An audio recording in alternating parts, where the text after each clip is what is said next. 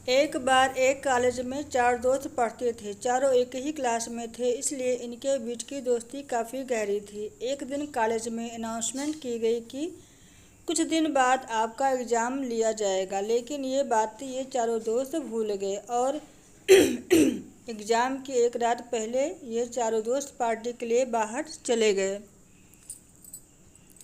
अगले दिन जब चारों दोस्त कॉलेज गए तो उन्होंने देखा कि एग्ज़ाम का टाइम ही ख़त्म हो चुका है। तब इन चारों दोस्तों ने एक प्लान बनाया और कार का आयल अपने कपड़े पर लगाया और अपने प्रिंसिपल के केबिन में जाकर प्रिंसिपल से कहा, हमारी कार का टायर पंचर हो गया था, इसलिए हम एग्ज़ाम नहीं दे पाए। प्रिंसिपल ने कहा, ठीक है, तुम कल कॉलेज आना, कल तुम्हारा एग्ज़ाम ले लिया जाएगा।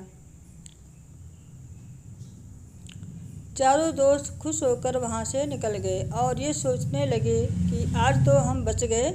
इन चारों दोस्तों ने रात भर पढ़ाई की और जब अगले दिन एग्ज़ाम देने गए तब इनसे कहा गया कि तुम चारों का एग्ज़ाम अलग अलग क्लास में लिया जाएगा। चारों दोस्त अलग अलग क्लास में जाकर बैठ गए, लेकिन जब इनके हाथ में क्वेश्चन पेपर आया तब इनकी आंखें खुली की खुली रह गई, क्योंकि क्वेश्चन पेपर में सिर्फ एक सवाल लिखा था कि कार का कौन सा टायर पंचर था। चारों दोस्त हैरान हो गए और तब उनको अपनी गलती का एहसास हुआ।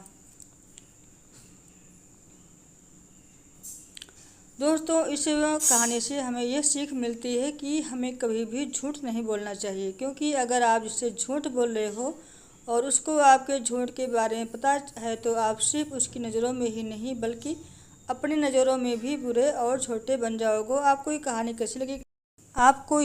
कैसी लगी कमेंट के जरूर बताइएगा, और आपने इस कहानी से क्या सीखा कमेंट के बताइएगा। मिलते हैं नेक्स्ट कहानी के साथ, तब तक के लिए बाय बाय।